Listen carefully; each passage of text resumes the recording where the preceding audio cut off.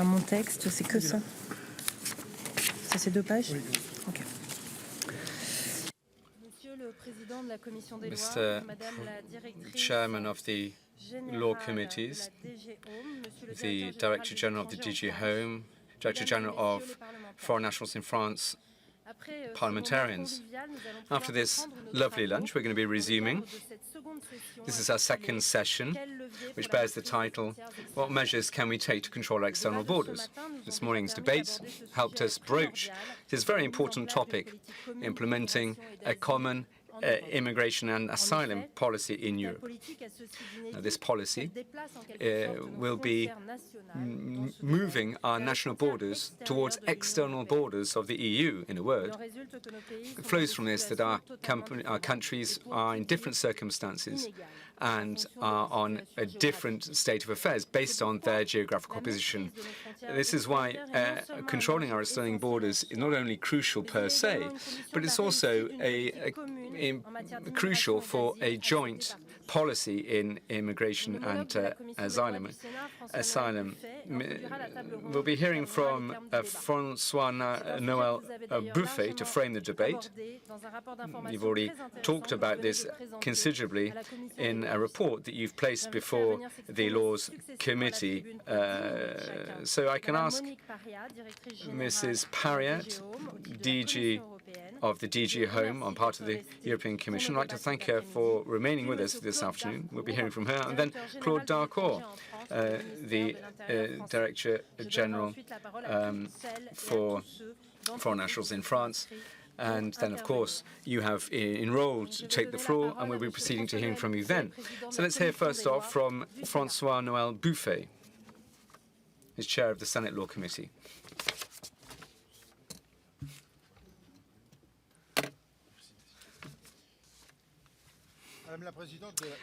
Chair of the Laws Committee of the National Assembly, the Chair, Director General of DG Home, Director General of Foreign Nationals in France, Mr. Darcourt. Dear parliamentarians, I have now the weighty task of introducing the second discussion session of our interparliamentarian meeting devoted at this time to the actions that we can do to collectively increase control of our external borders in the EU. This matter is necessarily a tricky one and requires to be dealt with constructively and dispassionately to rely on reliable data and a shared view of the situation. Now, controlling our external borders is the crucial prerequisite of any bold migratory policy. So it's by no means a coincidence that this is a fully fledged part of the EU Migration Pact submitted in September 2020 by the European Commission. Now, the effectiveness of reception and integration arrangements depends directly on our ability to control who enters and circulates on European soil. Consequently, unlawful immigration places pressure on these internal integration and welcoming systems that are sometimes just overwhelmed. Primarily, inadequate controlling of our external borders necessarily creates an exposure of our fellow citizens to cross-border criminality and terrorism that we often see, and we have seen over the last few years. In recent times, the EU has had to grapple with significant unlawful immigration that's continuing unabated and growing. It hasn't been able to respond to this by setting up sufficiently high-performance border controls, at least in some periods.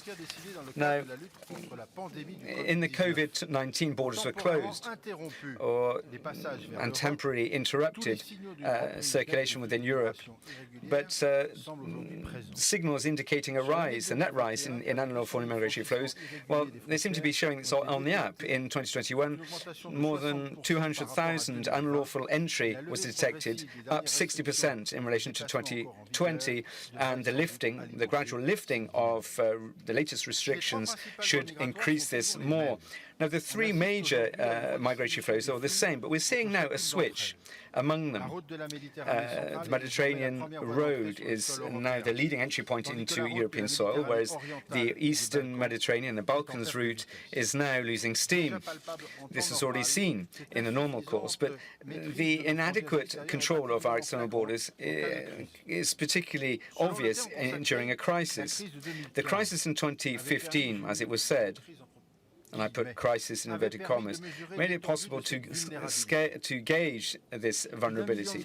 More than 1.8 million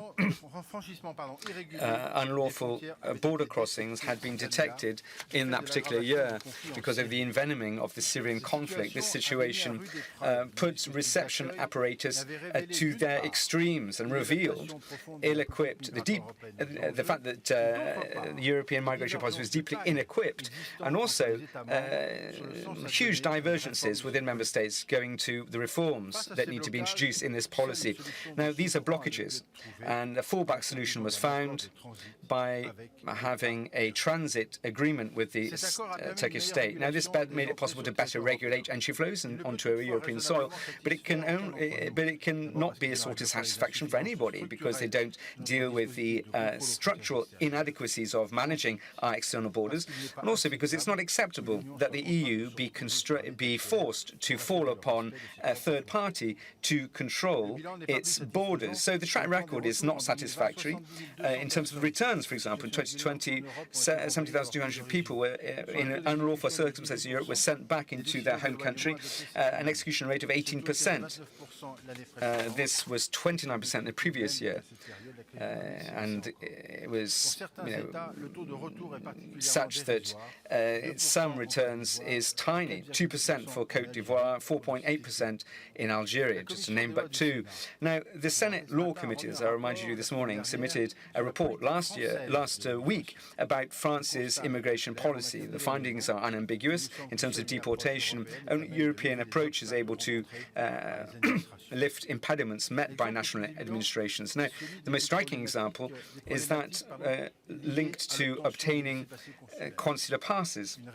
A genuine European policy for restricting visas will no doubt help states that are dragging their feet to be more cooperative. That's our hope. The Commission recommends in its report that we should use greater usage across Europe for visa readmission levers against such states and increasing the conditionality for development aid to cooperating in fighting unlawful immigration. This is something that is now being seriously envisaged. Reforms have already been undertaken to reinforce our control of our external borders. In respect to this, the transformation of the Frontex agency into a genuine grassroots player, able to provide an operational support to member states in controlling their borders, is going in the right direction. We also see on a daily basis that how useful this agency in France, particularly in the Opal Coast operation in the English Channel, where the agency is supporting border police's work. Now, this support is valuable in an area where many migrants try to cross into the United Kingdom on small boats, sometimes to their great regret. More generally speaking, the creation of a standing contingent of 10,000 European border guards between now and 2027 and the twofold increase of the agency's budget to take it to 900 million euros are strong signals of Europe's will to better control its external borders. Accompanied by a delegation of the Law Committee, some colleagues were with me when I went to Warsaw in April last, where I could see this scaling up of the agency, and this must be paid tribute to. It's very important that this change be supported and continue unabated, and it's absolutely crucial that the announced changes by the executive management of that agency shouldn't change its trajectory. In this context, European Migration and Asylum Pact placed before us by the European Commission in autumn 2020 provide interesting instruments to police our borders. Also, the introducing a filtering procedure and an asylum procedure on the border. These instruments will make it better to help control entries into European soil without sapping the fundamental rights of individuals. And of course, we're all very attached to those fundamental principles. And then partnerships to be struck up with origin countries. This cannot be set to one side. The European Union has its role to play in that area to further economic development in those areas, to stop them seeing their people leave their borders in search of a better life. So this is the debate that I want to frame with you as a national MP. Obviously, it's up to us to identify what levers need to be pulled to have a better control of our external borders. And I remain convinced of the fact that the rich dialogue that we're going to embark upon in a moment will help us make particular inroads on these points. Perhaps not all of them, but anyway, hope springs eternal. Thanks very much. Thank you very much. I'll now hand over to Mrs. Monique Parriat, DG of the DG Home at the European Commission. Madam Chair, Mr. Chair of the Senate Law Committee, ladies and gentlemen. Now, talking about policing the EU external borders and asylum policy, you should never forget that the primary reason of this goes to the building of a biggest area of free circulation. In other words, Schengen, following the agreements that were signed in that lovely Luxembourg town. Now, more than 1.7 million individuals each day will be working by crossing a border. We can be very proud, I think, of that achievement. This is a Schengen area which has been acquired on the back of volition and not on the back of weaponry. And we need to safeguard that space because it really contributes not only to economic development of the EU, but also and primarily is a factor of peace. And we can see to what extent that peace can be fragile. The free circulation within the Schengen area produces, quite obviously, primarily, a need to control the external borders of the EU, bearing in mind that the flip side of that is thinking about the internal borders. And obviously, this is part and parcel of free circulation of individuals within the external borders. Now, we all know full well that the 2015 crisis brought into stark relief the loopholes in this approach.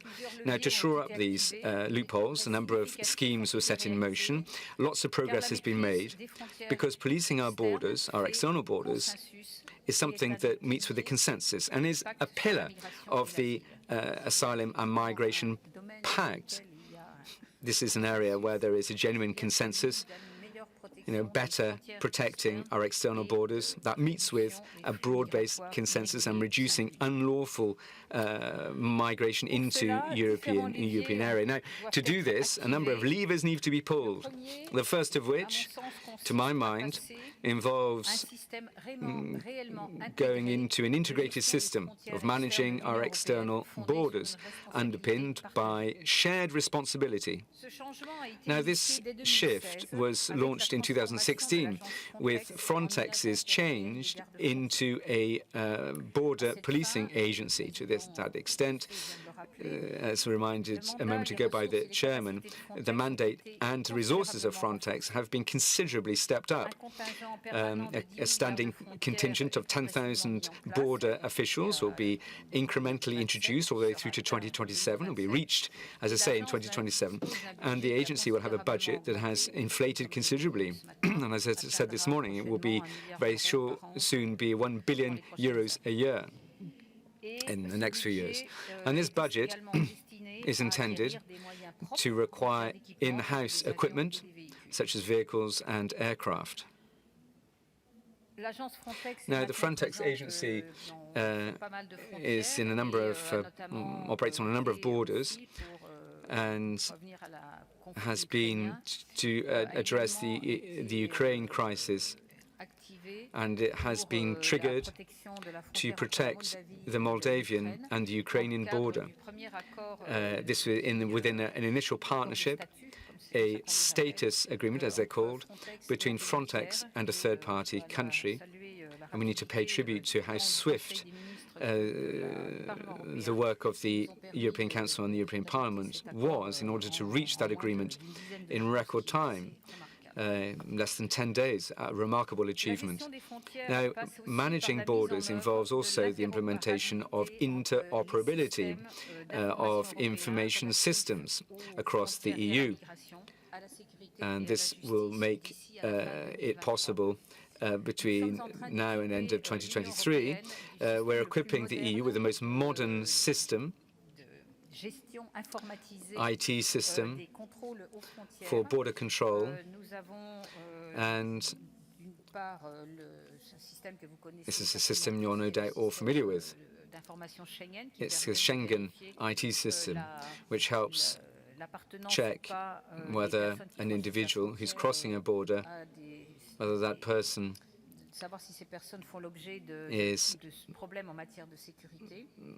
represents a security threat. We'll also be setting up, between now and the end of this year, it's our hope, we'll be setting up a system, an entry and exit system of individuals when crossing a border in order to archive these comings and goings within the EU and out of it. Next year, there'll be an equivalent system, ETIAS. This is a system for recording people who are visa exempt, and we also have an integrated system for tracking visas of people who can receive a visa, and our intention is to make sure that that is interoperable. All these systems should be interoperable between now and the end of 2023. A vast undertaking, as you can imagine, very impressive in its scale, which requires a massive commitment from most, or in fact all, member states. And obviously,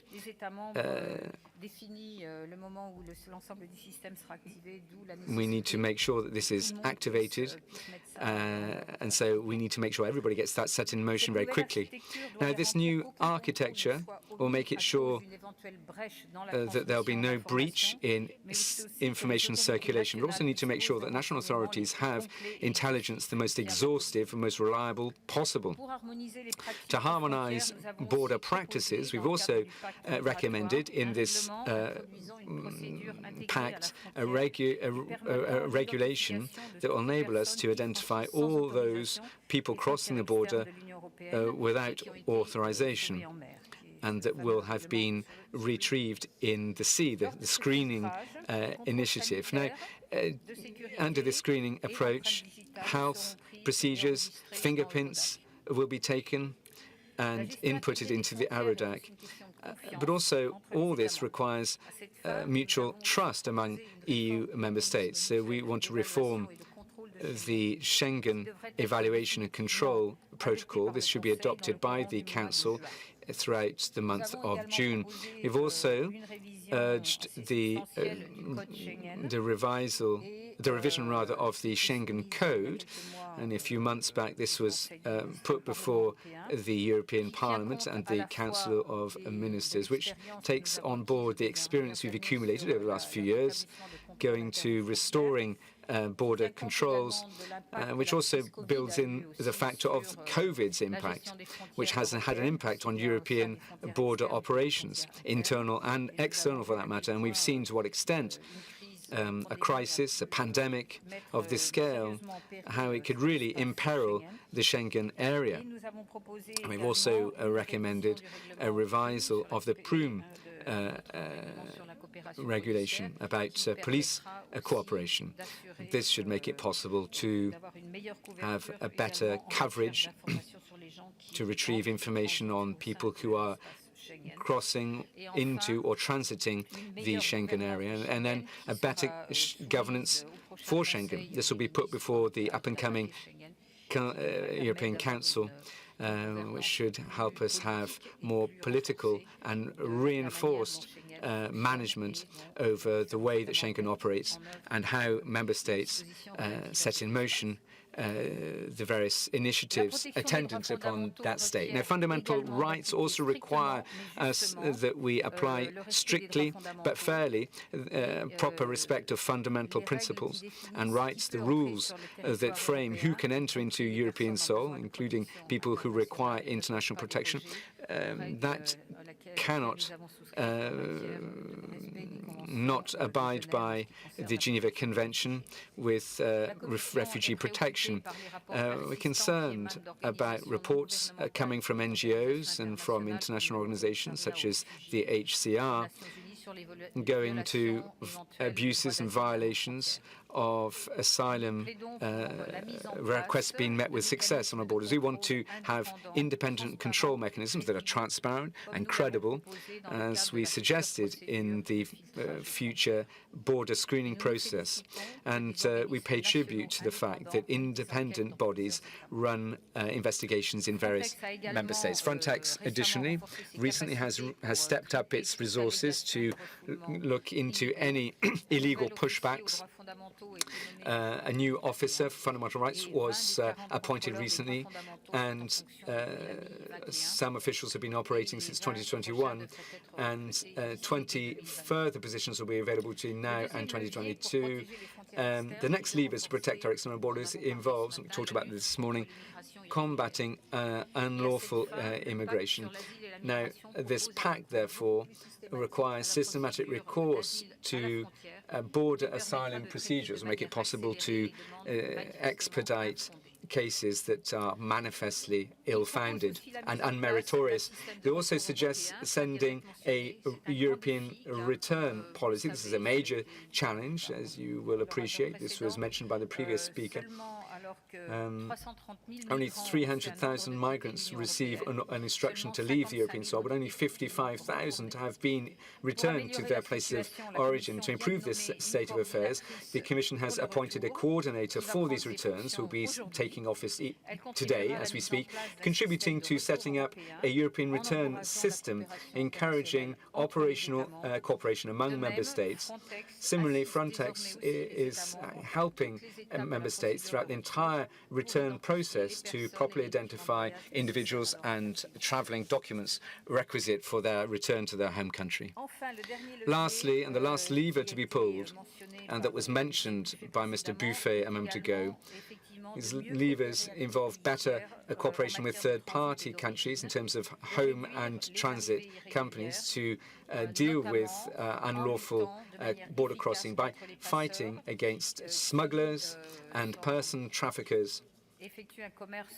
Their trade is increasingly profitable and fuels organized crimes, or greases the wheels of organized crime, and this is part and parcel of an action plan that we put forward a few months back. And so we're going to be continuing our discussions with our third-party interlocutors to insist upon the fact that cooperation with these third parties involve an effective combat on their part against these human traffickers. Given that migration is a shared competence of the European Union, but also competence of the member states, the main challenge of the European Union is to speak with one voice. This is what I mentioned this morning with our international partners by taking into account the privileged relations that member states have with some third countries. Now, in order to improve this coordination, joint action plans have been set up with countries like Libya, Morocco, Tunisia, Iraq, Nigeria, Bosnia-Herzegovina, and the French presidency has also set up a coordination mechanism within the Council in order to prepare and put together these plans and then implement them. The objective is to suggest balanced partnerships which take into account the interests of both parties, and we would like third countries to better manage their external borders, to fight against smugglers, and so that they readmit their own nationals. At the same time, we propose to cooperate on illegal migration and to to draw talent, work on talent with North African partners, with Morocco, Tunisia, and Egypt. These are the first countries that we would like to develop these partnerships with. And we would also put in measures for legal migration. And then a last aspect, please could you conclude? If there is no cooperation, I wanted to mention also that in terms of readmission, the visa code provides for the fact that the Commission can apply more restrictive rules in terms of visa issuing. And we took this measure last year with respect to Gambia. Now, I would also like to say that all migration policies can only be effective and can only be carried out effectively if we have complete and developed relations with third parties and third countries, which requires active development aid, sustainable development, and that any protection of frontiers can only be achieved if we have a good cooperation and development policy. Thank you. The floor now goes to Mr. Claude Darcourt, Director General of the Organization for Foreign Nationals in France.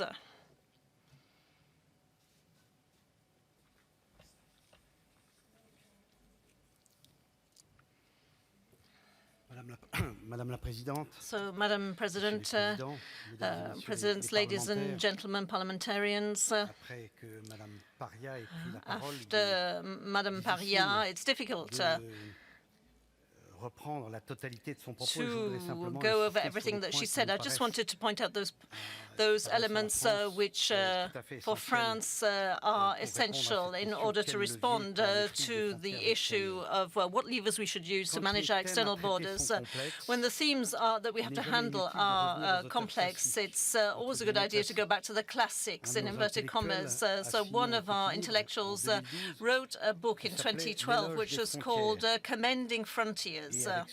And with his usual lyricism, he wrote that the frontier is a hospitality limit which guarantees the diversity of the world.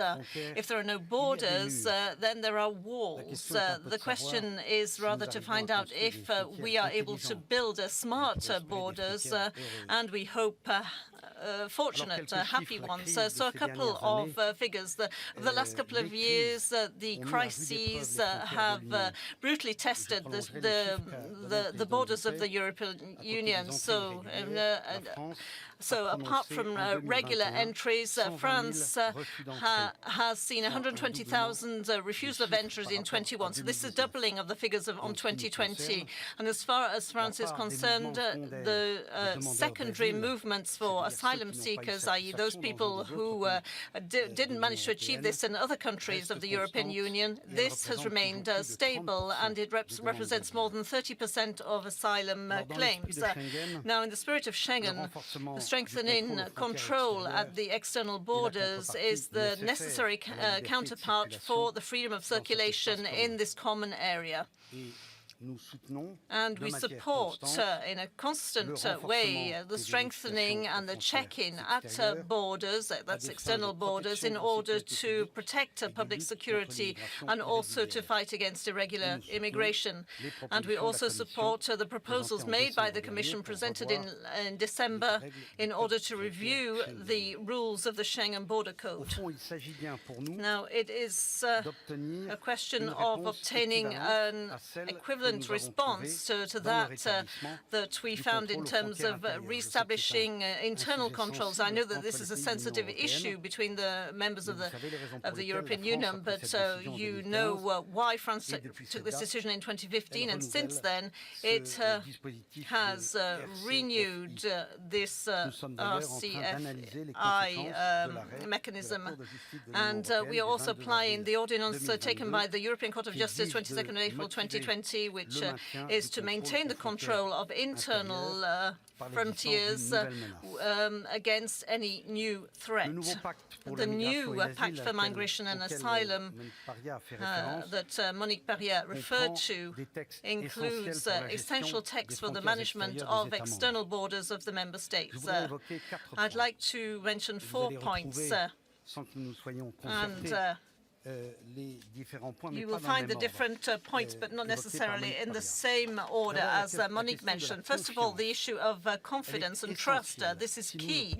If we don't manage to re-establish and restore minimum confidence between all the member states, we will not manage to adopt this Asylum and Migration Pact. So this is a key point for the French, and I say this to the Assembly, that Gérald Darmanin has made every effort to restore that confidence. And this is because we know that solidarity and responsibility go hand in hand, but it's also by showing oneself to be an example in terms of respecting the engagements taken for relocation or resettlement between since 2015. France has systematically respected its commitments to the European countries in this respect.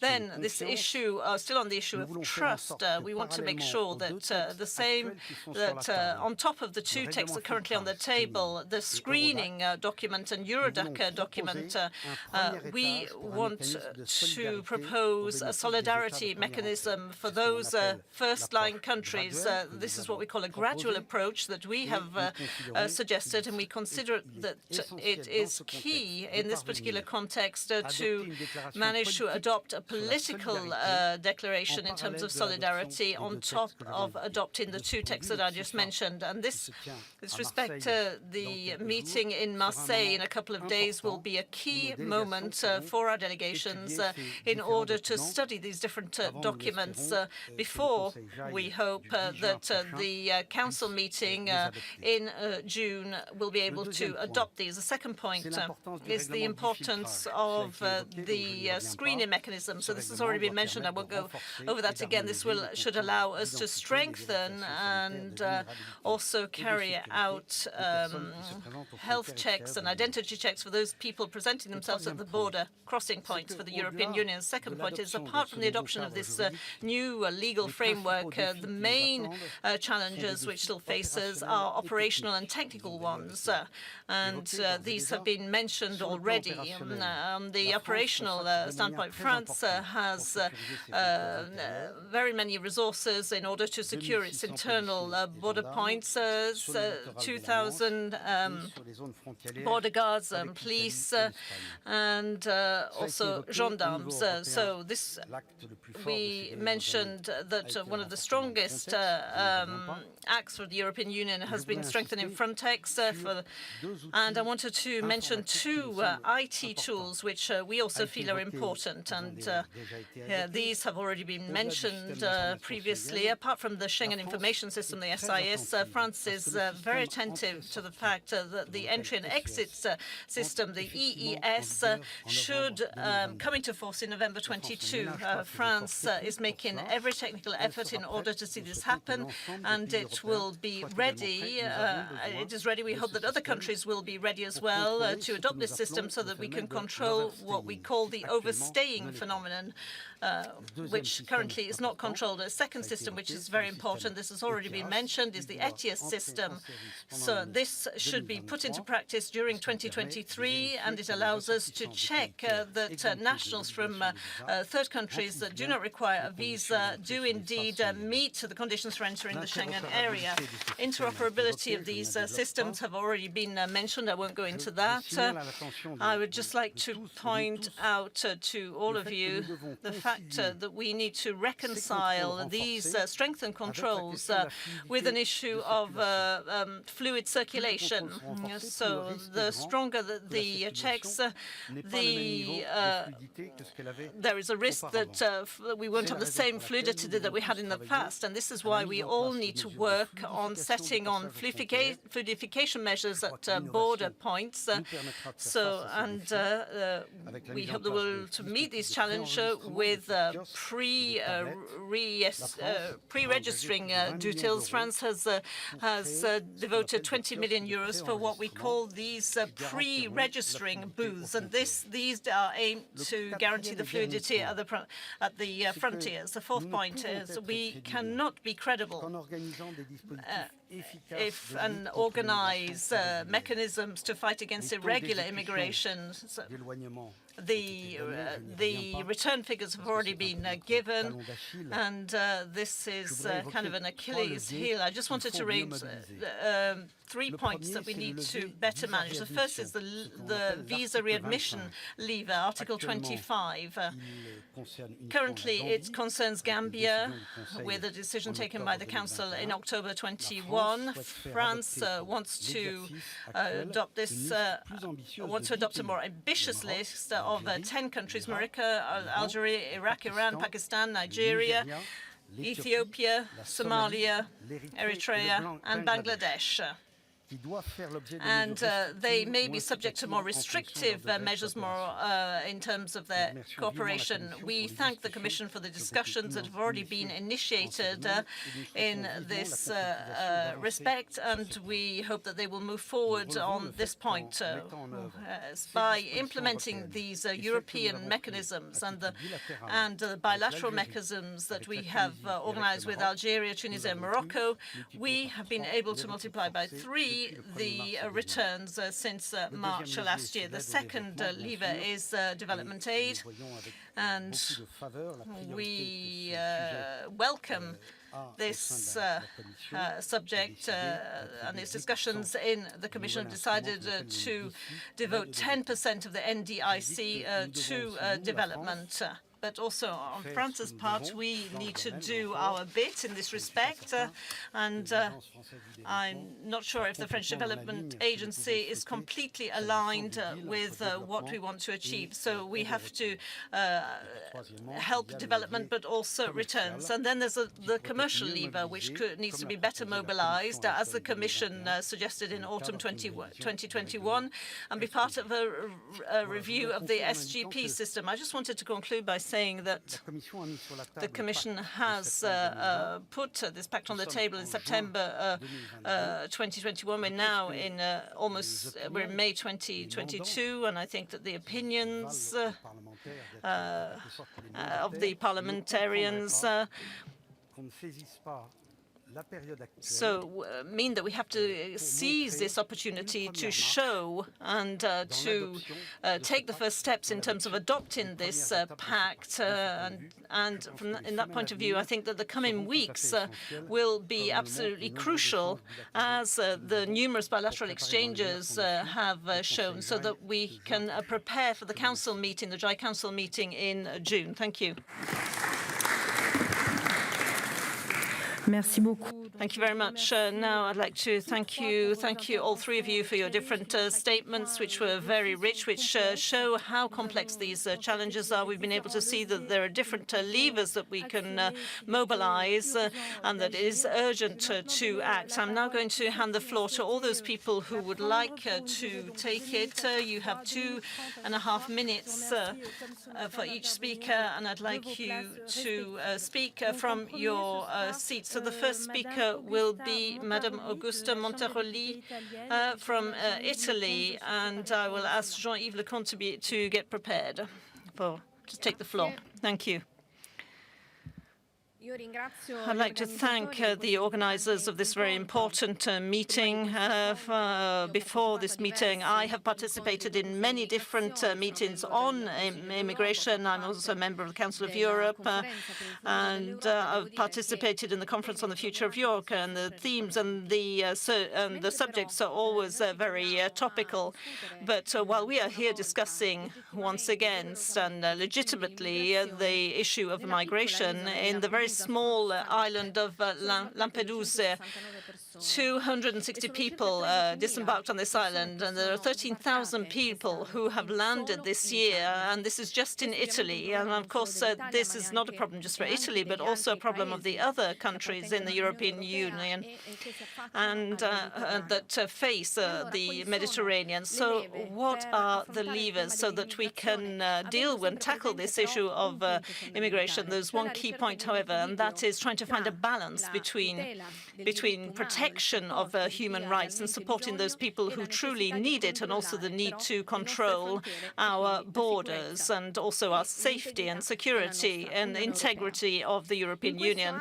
Now, in this particular respect, I believe that the starting point is that we need to deal with structural issues. There's a lack of a common foreign policy, and this is a shortfall that we have already mentioned this morning.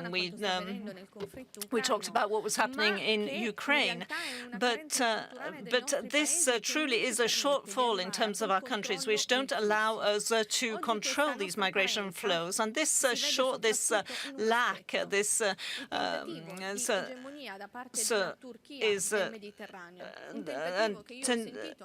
Turkey is becoming stronger in terms of Mediterranean. The colleagues from Malta have already criticized this, because the Mediterranean cannot be left alone in terms of those countries that are not democratic, but it has to be at the very center of a serious European policy and which deals with Mediterranean issues. And then the second lever is what Minister Minniti referred to, and that's a new deal for Africa, so that we can support and help the countries of Africa which may in the future be in difficulty and suffer major economic difficulties, which will lead to more migration flows in the Mediterranean and to Europe. And the third lever, after following a strong common policy which puts the Mediterranean and the wealth of the Mediterranean, we also require a support policy for the countries in Northern Africa. But it should be a rigorous one at the same time, and we would like to achieve that rigorousness by blocking people leaving from the countries of origin. But those people who truly want to come to the European Union, they should be able to do so, but based on the respect of international rights and law. So we need to promote regular migration and punish organized crime and people who abuse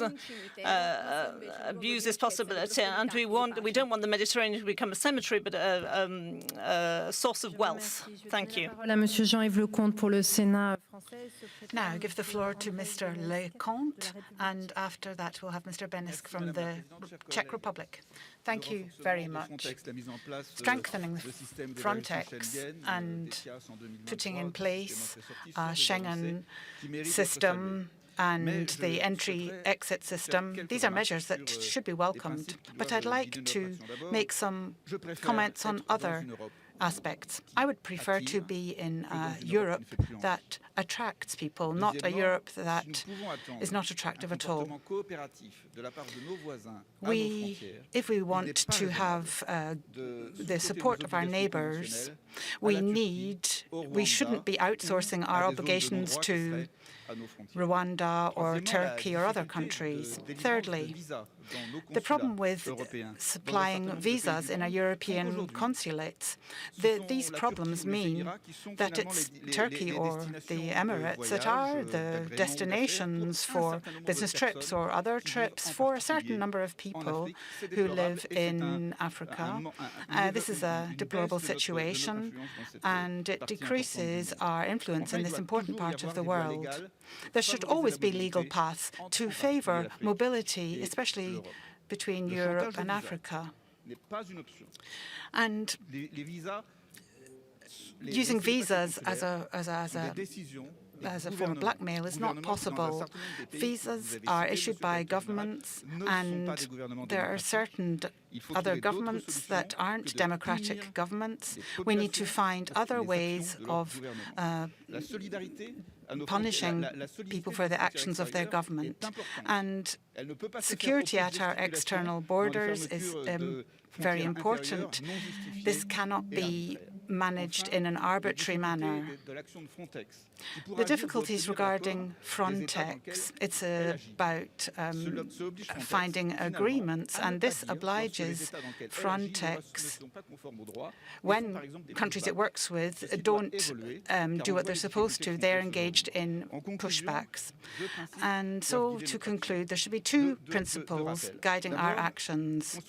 Firstly, constructing positive future relations between Europe and Africa, and not being overwhelmed by the migration aspect. We need to have respect and the ability to be mobile.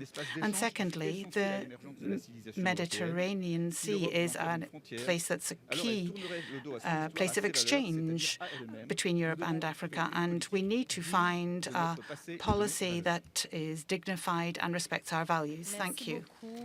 Thank you very much. I am now going to give the floor to Mr. Julian Palke. And after that, we'll have Ms. Eva Plateau. I think when we're talking about the external borders and the protection of external borders, we must also face the violations of human rights that are happening there every single day, and also by the institutions of the European Union. And I want to say this in this particular room because we are parliamentarians of this union and its member states. And when we talk about the so-called irregular migration, then I need to question you, what is regular migration? Are there legal and safe pathways for people on the move? I have to say, no, there aren't. When someone wants to seek asylum within the European Union, there aren't sufficient pathways for people to do so. And this is a huge flaw within the system. And we also haven't talked about Frontex yet. And I mean, we are in a very delicate position right now because the executive director finally stepped down from its post and making it vacant. Finally, after years of human rights violations, after pushbacks, after throwing babies through the sea in the Aegean, after working together with the so-called Libyan Coast Guard. And within this situation, we need to focus on 4 points.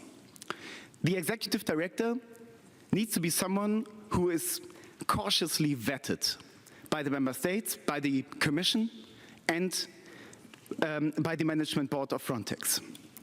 And we also need a reprisal of Frontex, of the actions that happened in the past, the violations of human rights, of fundamental rights that are the basis of this union.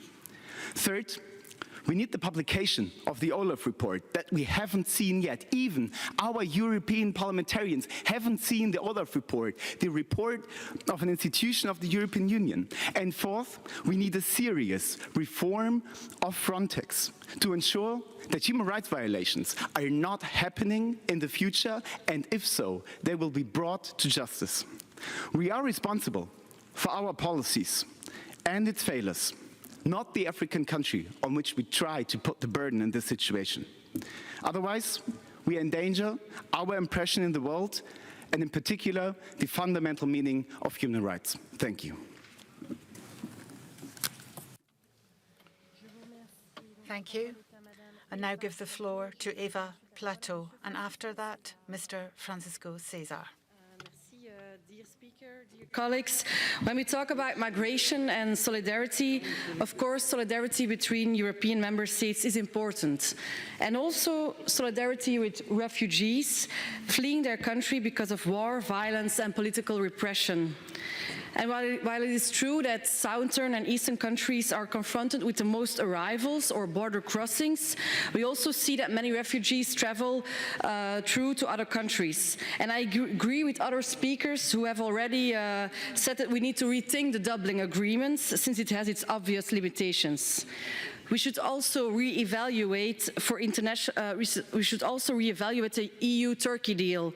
We see right now, for example, that Turkey is sending Syrians back to Syria, despite of alarming messages of torture and repression by the Assad regime. Human dignity, respect for international law, and respect for human rights should always be at the heart of the new Pact on Migration and Asylum.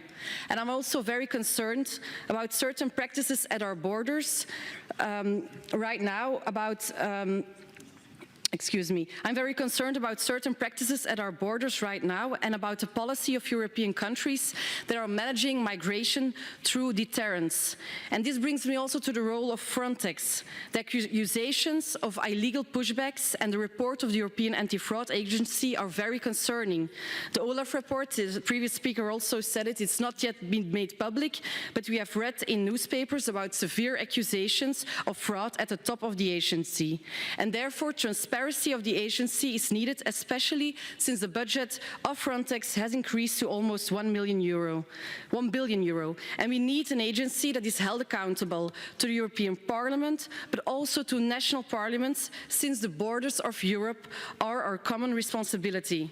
The resignations of Leggeri, the former director of Frontex, should be taken as a chance to rethink the agency and to change the culture at the top of the organization. Finally, border control should always consist of registration, access to asylum procedures and individual assessment of asylum applications. Illegal pushbacks must not be part of our border policies. NGOs should always have access to refugees to give humanitarian aid without being criminalized. We must never tolerate that people are drowning in our seas as a byproduct of our border control. If we want to promote European values in the rest of the world, we must walk the talk and respect and defend human rights in the reception of asylum seekers, as well as in the way we control our borders. I thank you. Je vous remercie. Thank you.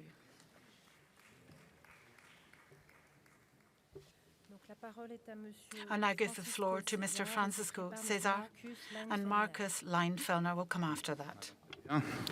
Dear colleagues, I come from an insular region of Portugal, the Azores, a land of immigrants which from early on was and still is a bridge of contact and connection between the old and new worlds. I come from a region that is the westernmost border of the EU, and we therefore share a history full of adversity, but also and above all full of solidarity and communion of principles and values in the name of peace and social well-being for those who come to and to stay in our land. It is based on this consideration that we must together give force to a positive as open position regarding the European institutions' search for the construction of a truly common migration, asylum and border management policy. We have not forgotten that each member state has its own particularities and concern that enrich us. But neither can we forget that the true essence and strength of the European Union lies precisely on the fact that different member states respect the same fundamental rights, uphold the common principles and value, and seek to harmonize policies, even in areas that are national competence per excellency. The integrated management of external borders of the European Union, based on the principles of solidarity and equal sharing of responsibilities between the member states, is therefore also inseparable from these premises, and is indispensable to the security policy of the Union, to our migration policy, and to the very feeling of the citizens of belonging to a common space. For this to happen, we need an effective exchange of information, joint risk analysis, joint operations, and the shared use of European and national capacities and resources with the latest technologies. Articulations of measures in the third countries, notably under common visa policy. But we must also build consensus between the member states of the various aspects of a new Pact of Migration and Asylum, which presents a new and better mechanism for external border control. In addition to all the legal articulation possibilities and Frontex regarding the management of the Union external borders, one of the solutions that is being suggested and which poses a challenge to the Union with effects that are truly sustainable and structural is that of establishing in parallel partnerships and direct support to the countries of origin so they may have conditions for better economic and social development and by this means slow down the migration flows. I will conclude by reaffirming our commitment to European policies in this area and to solidarity and aid to all refugees and immigrants in this situation of protection and vulnerability. Thank you. Je vous remercie. Donc la parole. Thank you. The floor is now for Mr. Markus Leinfellner for Austria, and after that we'll hear from Mr. Masarinis from Lithuania. Ladies and gentlemen, the number of asylum applications in Europe increased by 31% in 2021 compared to 2020. The number of negative asylum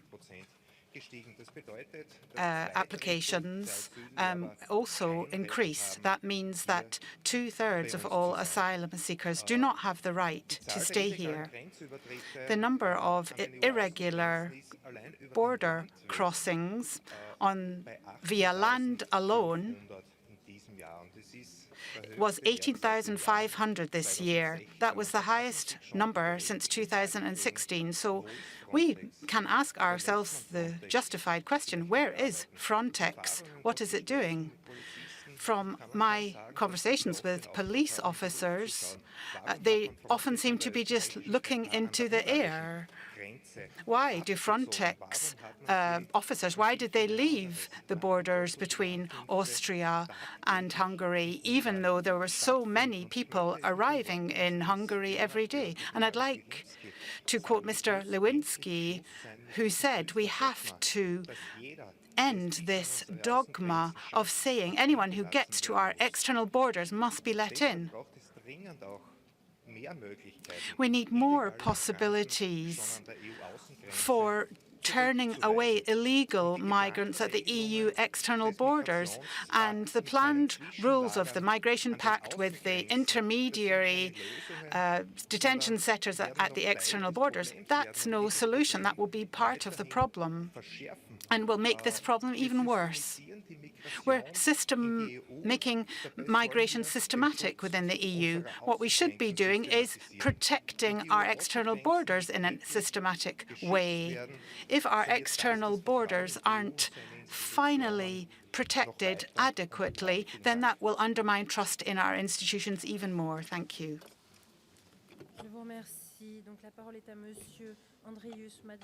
Pour la Lituanie, et se prépare Monsieur Lazzaros. Now we're going to hear from Mr. Mazurinis from Lithuania and then Mr. Tsavardis from Greece. Thank you very much. Dear colleagues, firstly, it is important to underline that protection of EU's external borders and effective control of migration flows is linked to the security of Schengen area in general. Free movement within the Schengen area is one of the greatest achievements of the European integration. Effective external border management is a paramount precondition for proper functioning of Schengen area. Let me highlight that external border protection is a fundamental element of effective migration management. I do believe that new Pact of Migration and Asylum will become an effective instrument to control EU external borders and to offer conditions necessary to effective reception and integration. It is important to actively address the root causes and incentiveness of illegal migration, fight against migrant instrumentalization, dismantle the migrant smugglers' networks, and ensure the conclusion and effective implementation of readmission agreements. Almost 1 year ago, Lithuania started experiencing an influx of irregular migration through Belarusian-Lithuanian border. This was a consequence of the Belarus policy to instrumentalize the migration for political purposes. These acts were conducted in retaliation for our support to Belarusians struggling for freedom and in response to the EU sanctions imposed for harsh violations of human rights in Belarus. As a result, the illegal crossing of border increased almost 60 times in 2021. The hybrid attack against Lithuania and the EU organized by Belarus regime led to thousands of arrivals to the European Union. Migrants of 47 nationalities arrived to Lithuania illegally in 1 year, mostly from Africa and the Middle East. In the context of global developments, Europe needs to meet all the current potential challenges of the future. I believe that the lessons learned from the new challenges and new new forms of threats, such as instrumentalization of migration, must be included in the global migration policy agenda. Thank you.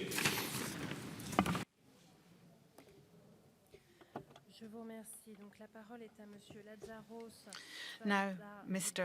Lazzaros, and after that, we'll hear from Mr. Barrios Chero from the Spanish Parliament. Gentlemen, our country has repeatedly stressed in all international fora the need for the European Union to expand and to intensify its operational activities in order to effectively address the refugee migration issue in accord with international law and European regulations. Abiding by these requirements, our country for the last 3 years has been implementing a plan extending to the following main actions. Guarding the Greek borders, that is EU borders, which has resulted in impressive more than 85% reductions in migration flows.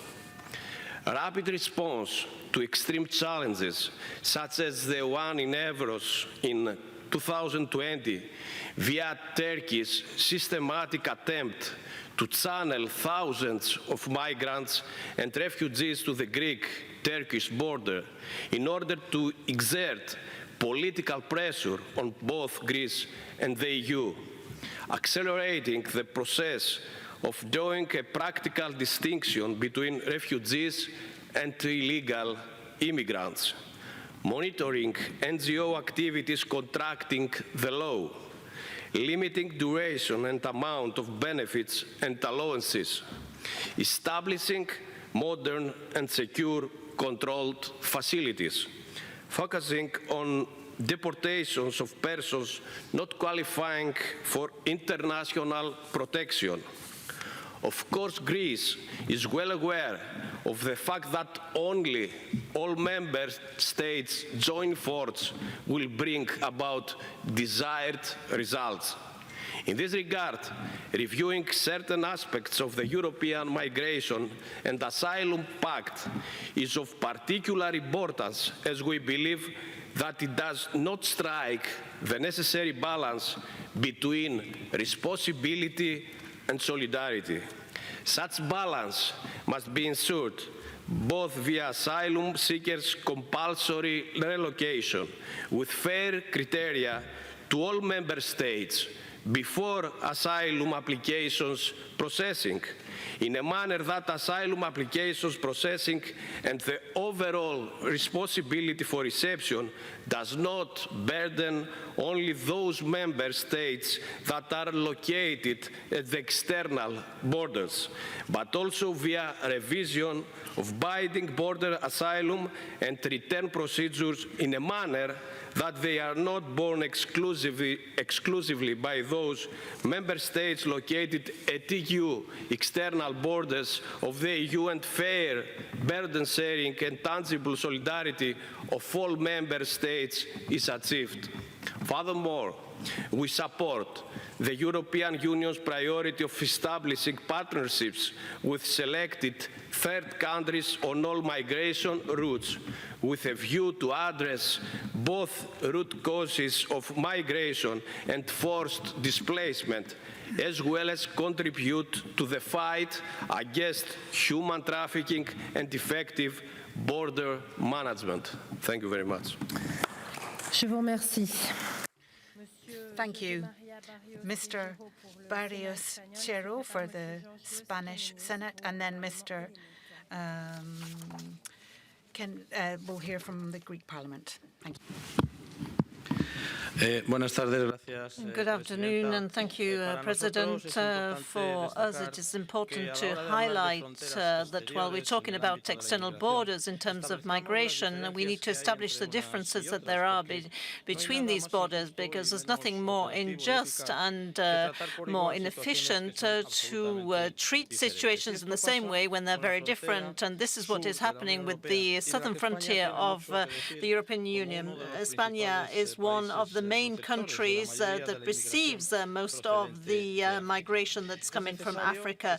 It's necessary in the heart of Europe, to be aware that the southern frontiers are subject to extreme vulnerability, and they need to have the necessary resources in order to control migration flows. I'm referring to the sea borders, which have been consistently vulnerable over the last couple of years, especially with the massive arrival on boats to the Canary Islands, and also to the crossing points of Ceuta and Melilla. Many times when we talk about external borders, we limit ourselves to think about protection measures through increasing technological means, human resources. But that, of course, is important and also essential, but also it's necessary to strengthen the negotiation capacities of the European Union and the member states to bring about agreements with third countries. And this will help to democratize and bring about the institutionalization of those countries of immigration.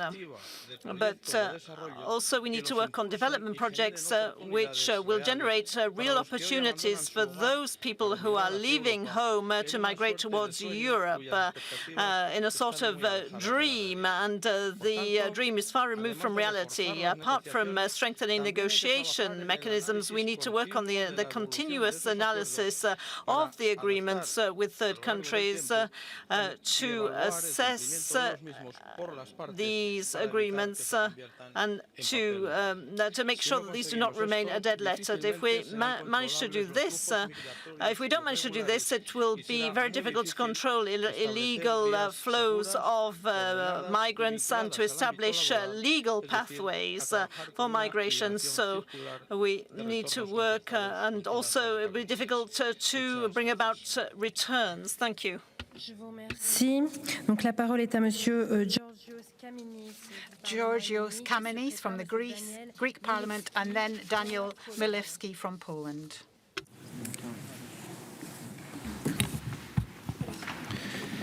Thank you. Well, we have to strike a balance that will ensure safe search and rescue at the borders, but also safe prosecution or restraint when there is cross-border crime, smuggling, or trafficking. Achieving a balance between security and rights is both necessary and possible to achieve.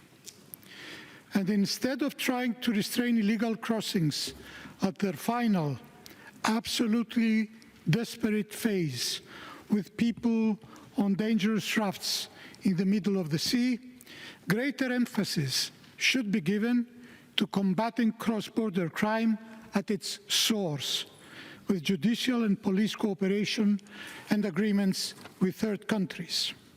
Emphasis should also be given to independent border control mechanisms and support for EU member states in this direction. The independent border control mechanism has the aim of monitoring the pre-screening and screening phase and detention of foreigners at the borders, as well as ensuring all their fundamental rights with explicit reference to the principle of non-refoulement and access to the asylum procedure. Maintenant, permettez-moi de m'adresser à nos amis. Now, I'd like to speak to our French friends, Madam Chair, because it's France that now has the presidency of the European Union. The French presidency has suggested a gradual approach to the Pact. We have to be very clear about this. My country would not agree if the responsibility was separated from solidarity. And I can assure you that on this point, the political parties in Greece agree. Thank you. Je vous remercie. Thank you. So now the floor goes to Daniel Milewski. And after that, we'll hear from Mr. Lind from Germany. The question is, what measures can we take to control our external borders? what can we do to make our common border security more effective? First, European Union border guard services should work closely together at national levels. Secondly, we must improve the return system. We must improve the return system so that illegal migrants know that even if they get to the EU territory, it's not a guarantee that they will be allowed to remain. Third, it is also important to acknowledge the use of physical barriers together with the latest technologies and the ACT system as effective means of border protections. Fourth, in crisis situations, we need responsive, specialized, and mobile reserves that can be immediately transferred to the endangered regions. Fifth, it is also important to provide modern equipment so as to build proper infrastructure and to conduct continuous training of border officers and staff. Sixth, we need effective information exchange platforms between EU member states. And the last, to ensure the safety of all refugees from Ukraine, we need to identify and act against human trafficking from the earliest possible moment. We must also provide support and protection to the victims of trafficking. These are measures we can and they must be taken at the European level. After all, the border crisis is a collective responsibility and also carries collective consequences for every member state of the European Union. Thank you.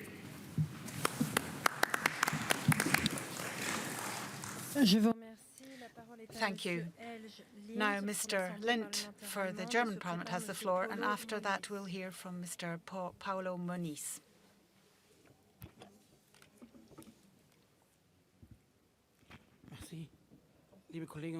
Thank you.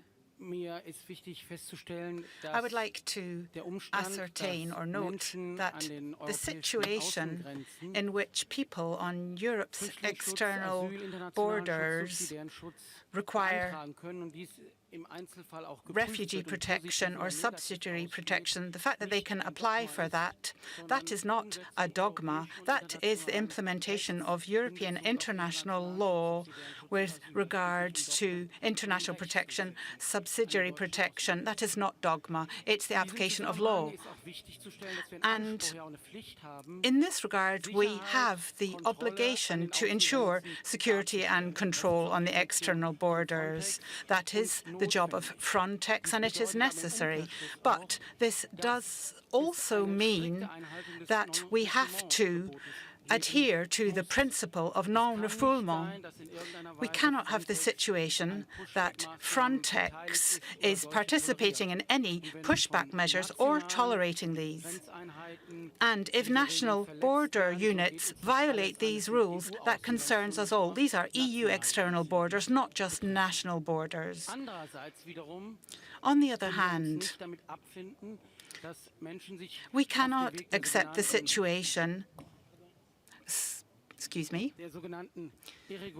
that people cross borders irregularly.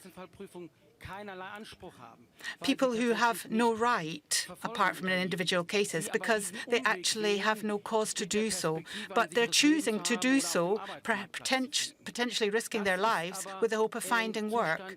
But that is not something that we can encourage. Instead, we have to send out the signal that they have alternatives.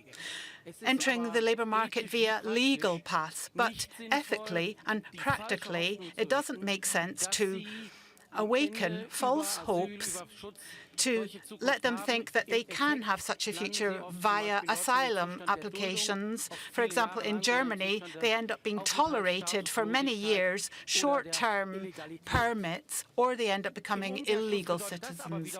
But The other side of that is that we have to provide better possibilities for allowing them to enter the labour market. North Africans choose this route, even though they have excellent qualifications, but they can't access the labour market. So we have to use resettlement, humanitarian and other programs to encourage this. This all has to be part of migration programs. They're not just about return programs, it's also about providing legal refugee paths, accepting those who have a legal right and accepting partnerships as well, and saving people on the seas, including helping Malta, Spain, Italy. That means we have to also live up to our obligations. Thank you.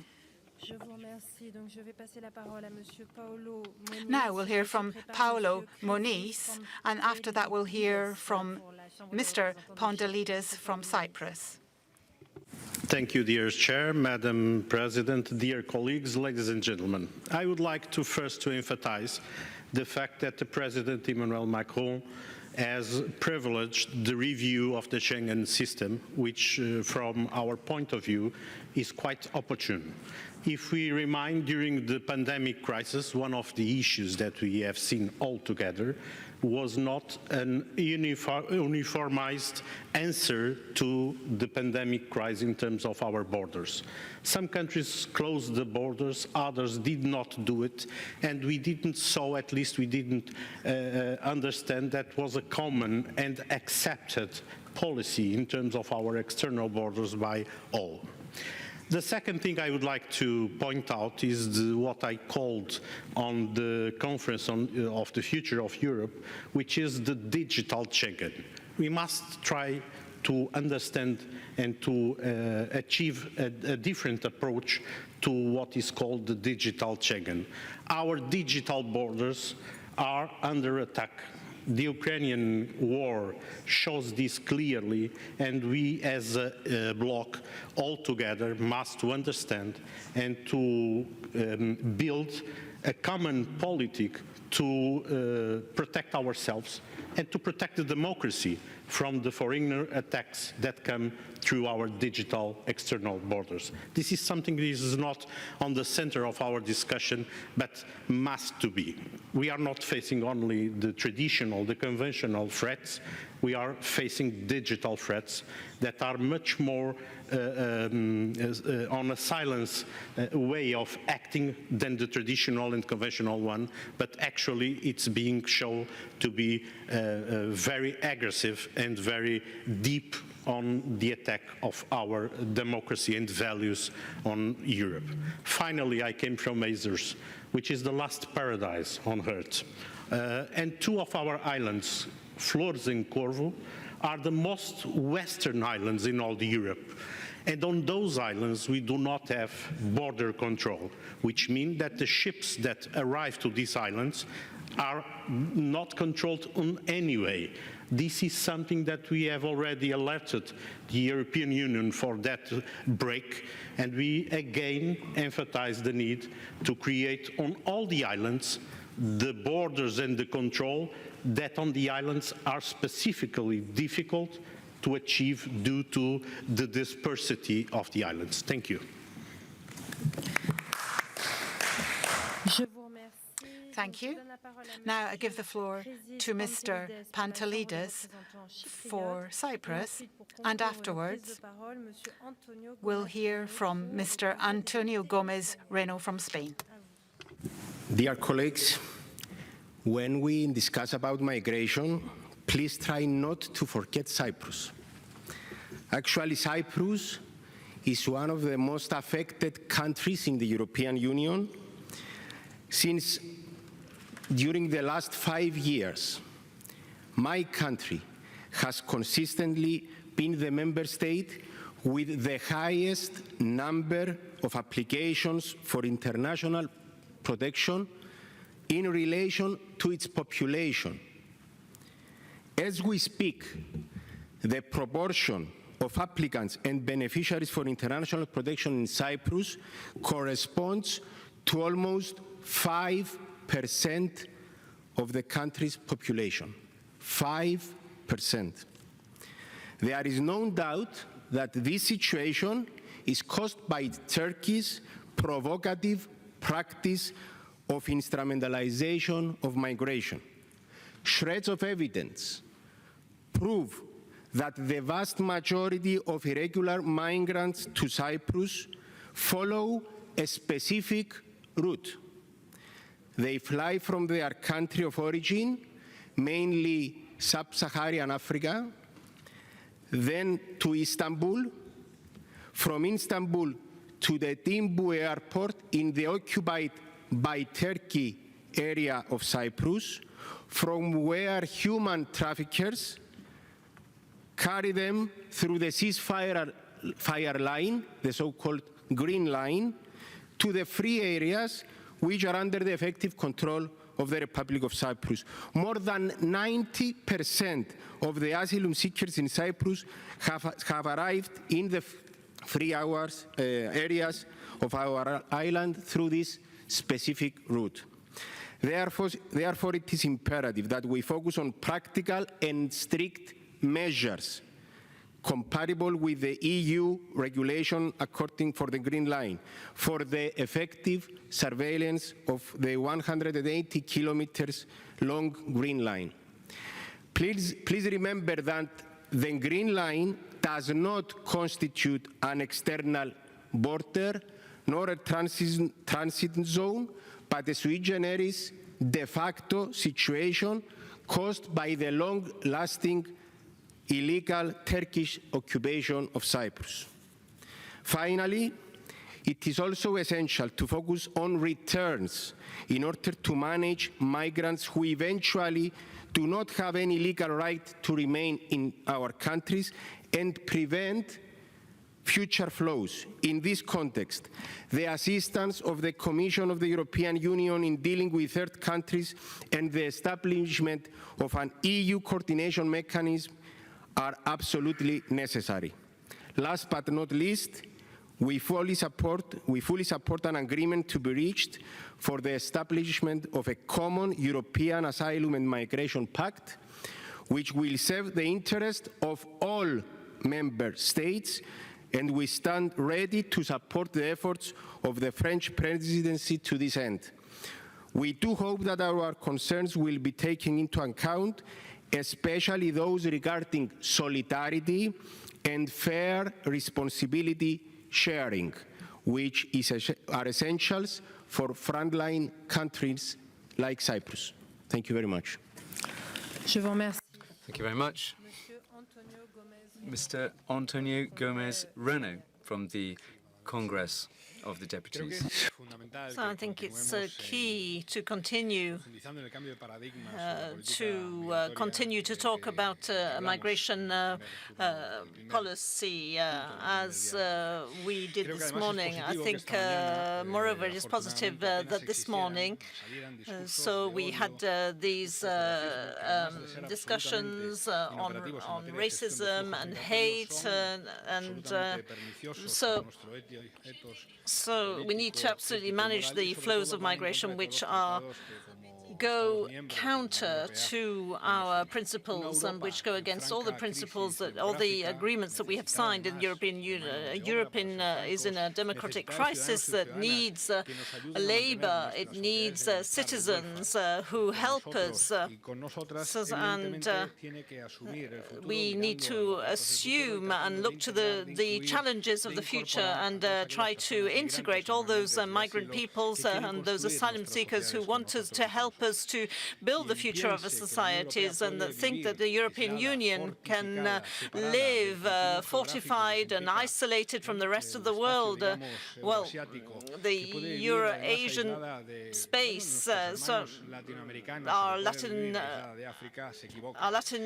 American brothers, if we can leave far from those, they are sorely mistaken.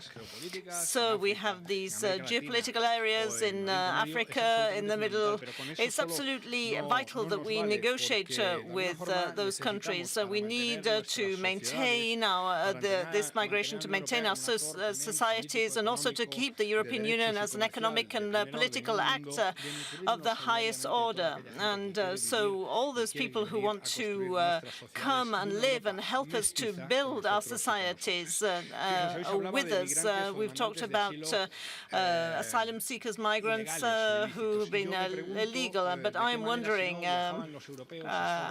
how the Europeans travel to the US or Mexico if it wasn't illegally. And I believe that we have to accept the current context, and much needs to be done for our continent. And to finish with talking about borders, we can't avoid speaking about borders. We have to rethink Frontex, excuse me, and we have to carry out an investigation, an audit on the actions of Frontex and any violations of human rights. And we need to promote a review of Frontex, also identify the activities of search and rescue for Frontex, and any, as we said, violations of human rights.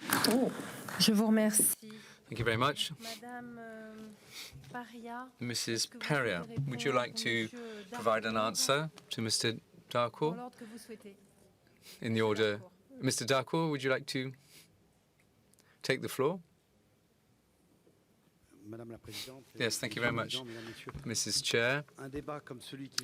Now, we just had a debate, and the debate is of crucial value in the eyes of governments and members of the civil service who, and this is true of France, and I can bear this out, who desperately trying to find a point of equilibrium among us all. And the fact that this assembly has expressed itself so clearly and has laid out positions that sometimes were not necessarily going in the same direction, I think this is valuable because ultimately it shows the road that we must embark upon before we reach an agreement. Now, I've listened to the various statements, and upon listening to them, I said to myself that there is a principle of reality here in our European states. A number of you have laid this out very clearly. I mean, the fact that I'm listing in a certain order isn't a rank order, but the need for labour. European soil is full of wealth. Another principle of reality, the huge achievements in Schengen and its circulation needs to be safeguarded at all costs. And it has been said, 30%, only 30% of asylum seekers actually receive their asylum. So we have these principles of reality, and we place them front and centre amongst ourselves. And our fellow citizens are calling upon us to take on board these principles. Nobody can shirk them. Another principle was recalled very firmly, and of course this is a must, namely, right at the heart of the European message is abiding by international treaties. You can't do but that. And of course, abiding by European case law. And let me say this at a time when the European Court of Justice offers a ruling which throws up something for France that we need to think about closely, and we can't escape European case law. And this is also something you mentioned, the decisions to be taken in respect of Frontex. I can tell you that France has done its duty. It's never fully satisfactory for a government to have to see that the executive director has to resign. And quite clearly, there's definitely a matter with Frontex in respect of that. So we have our principles of reality, and of course we could extend that list further, and then the principles that are written into the heart of the European message. We think, and we believe very firmly, as well as a number of you have said, and we've lent a ready ear to the representative of Cyprus, because that country suffers the highest level of pressure We shouldn't forget that at all. And I think this incremental or stage-by-stage process that's been suggested and that is translated into an absolute necessity of becoming to an agreement on the ERODA screening text, and in addition to that, to provide an official declaration of solidarity with figures, with options as part of that. We think that it's very crucial to find this equilibrium among the various principles that I've laid out before you. I think we need to be able to make sure that this becomes a hallmark of a necessary confidence prevailing within Europe, a climate of confidence that reflects the 3rd of March statement in terms of temporary protection. Of course, this shows that Europe can take an effective and swift decision. I can bear that out in respect to France. Thank you very much, Mr. Darcourt. Over to you, madam. Thank you very much. I'll keep it very short, I do promise. Well, we're ahead of schedule, actually, so you've got as much time as you need.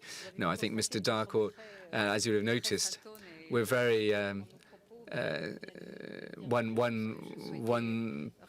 his statement will reflect mine and vice versa. But I would like to revisit 2 points. First, Frontex. I think we need to put it this way. I mean, we've got these border safety or security. I mean, we shouldn't be pitting that with fundamental rights. We need Frontex. We can't throw out the baby with the bathwater. There have been shortcomings, dysfunctionings that have been addressed, and that's since the spring. And we've been particularly careful within the Commission, because I sit on the Frontex board, I remind you, on the management committee of Frontex. I sit on that board. And we've identified very swiftly the problems that Frontex is grappling with. Now, this is an agency that started very small and then ballooned very, very quickly. So like any outfit, there are things that go awry, and I think in terms of procedure and governance, these have been ironed out, these shortcomings have been ironed out. Now, I think elsewhere there are certain behavior of some members of this agency that prompted the resignation of the executive director, but that really goes to personal conduct, individual conduct, and that's why this report hasn't been circulated, because it contains lots of personal information that is safeguarded and protected, as you know, and Germany was a great defender of personal private data. And so that's why the content of this report hasn't been circulated thus far, because lots of information in that report going to 3 individuals within the agency. Now, we also need Frontex. I reiterate that. The committee, or the Commission rather, has put its political weight behind developing an agency, which is one which I would describe as crucial for border policing. And we believe, and we continue to assert, that border protection needs to sit in consonance with fundamental rights and international obligations that all EU members have signed up to under the Convention of Geneva, and becoming an EU member in the shape of the Fundamental Charter. Now, physical frontiers, physical borders, this is a litigious area. The Commission is not against the building of physical borders. It's not unlawful. It's not forbidden. No, the only thing that we would say is that we don't want that the European taxpayer should have to foot the bill.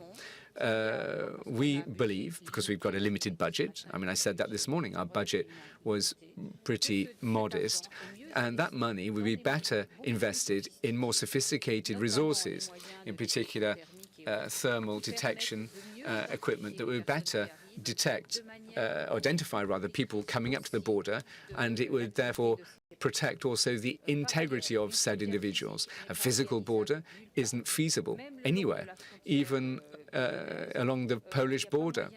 Even there, it would be impossible to erect a full physical border. So some areas would be uncovered, would be not covered rather, so there can't be a 100% approach. It's not comprehensive. It's not enough. And obviously, you don't put physical borders on the surface of water in the Mediterranean. And the Cyprus representative said that migratory flows cannot be stopped by a physical border anyway. So for all these reasons, this is why the Commission believes and maintains that it's not about for building walls, but to destroy walls.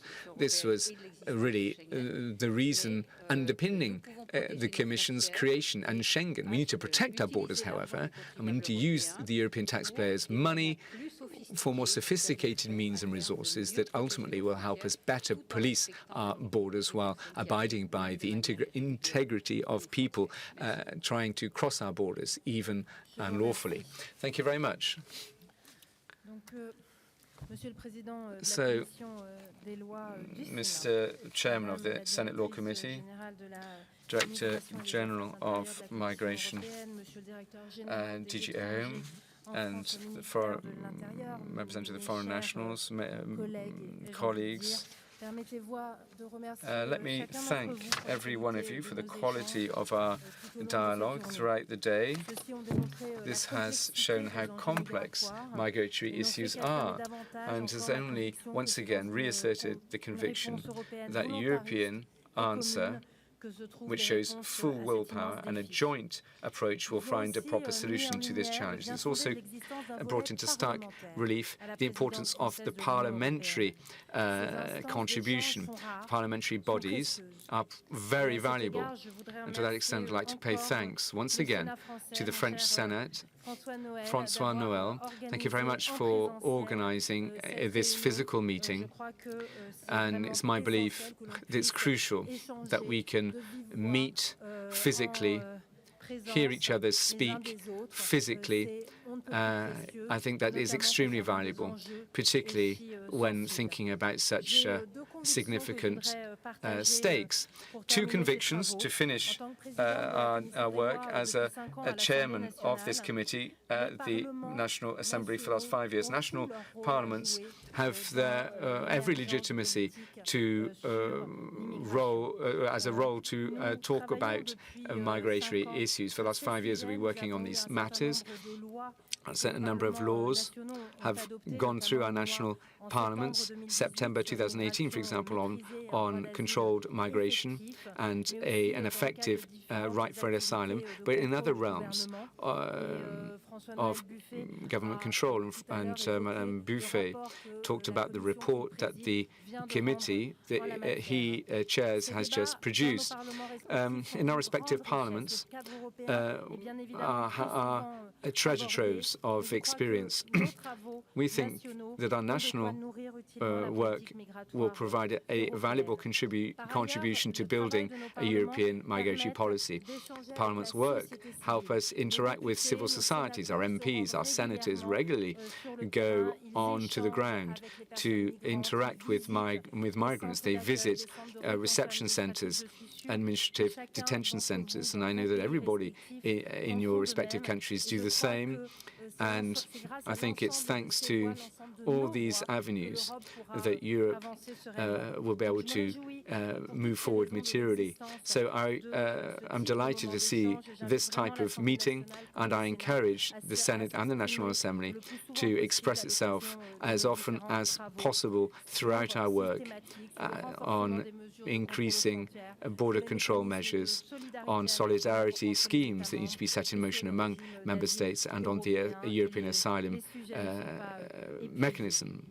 A lot of work to be done. And the second conviction I'd like to share with you, and I think we all have this top of mind, is a sense of emergency and urgency for Europe and its member states to grapple with the migratory challenge and address the legal text. I'm convinced that Europe is at stake for Europe is its future, because the migratory flows that we've talked about today, unfortunately, are not going to become isolated and peripheral. The world is increasingly unstable. Climate change and global warming in the medium term will produce an increase in migratory flows. So it will be incumbent of the Union to draft a coherent and consistent policy to deal with migration against that backdrop. Europe needs to be properly equipped to deal with its external borders, need to have the resources to welcome people in a worthy and dignified fashion, and to be able to fight effectively against human traffickers. Our duty today is to step up to the plate and to abide by our humanism principles. We can move incrementally, we can move progressively, but materially. Thank you very much, and I'll hand over to Mr. Buffet, Chairman of the Laws Committee at the Senate.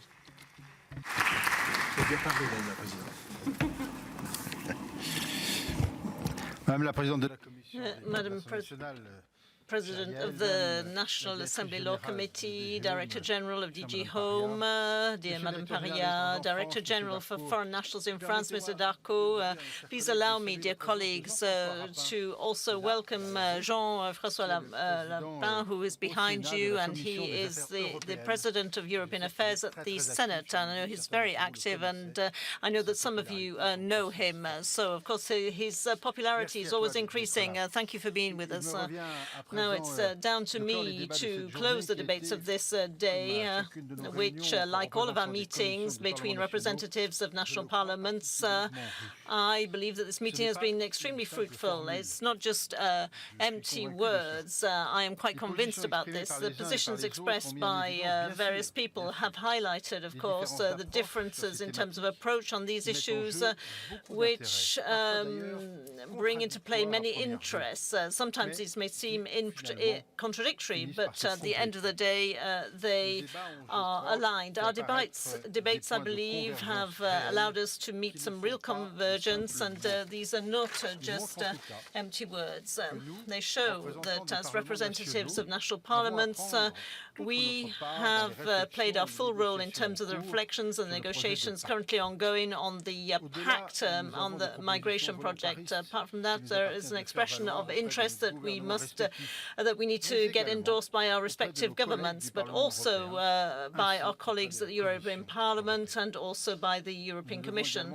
We should also never lose sight of the fact that behind what we've called today, perhaps we've done this too conservatively, what we term the migratory challenges. Behind that, there are men and women, but also children, who often are escaping misery or violence in their own countries. We're talking about flows, but let's bear in mind that this is a subject which has assumed its full value. We're talking about humans, after all. Many of these individuals, these families, fall into the hands of smugglers who have established a business from this misery, or even states which see this as an arm of choice and have contentious relations with the European Union. So it's with firmness and enlightened by the lessons of history and in respect of our common values that we should move forward with the definition of a common framework which is fairer, more equitable, which allows us to protect more efficiently our borders without sacrificing the respect of our principles.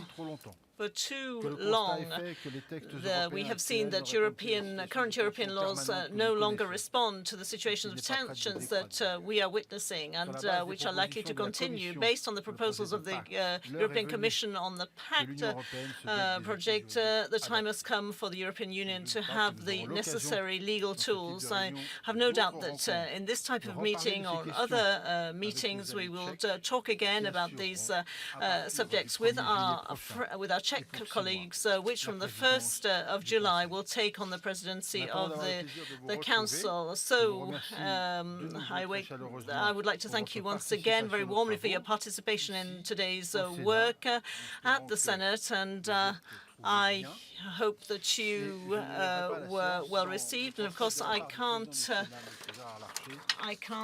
close without expressing what Mr. Larcher said. It was a great pleasure for him to welcome you here in the French Senate and particularly in our chamber. Thank you to you, and have a safe trip home for those of you who are going home, and for those of you who are staying in Paris, enjoy yourselves. Thank you.